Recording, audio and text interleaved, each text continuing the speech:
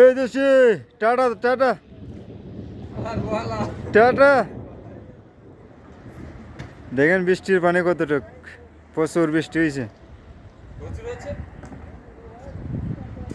হ্যাঁ যেটা হয়েছে এটা বলছি।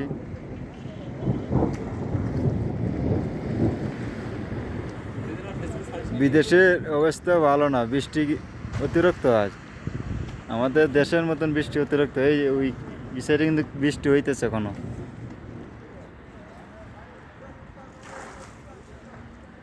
এটা হচ্ছে পার্ক, খুবই সুন্দর জায়গা। কামড় লেটি শেষ না।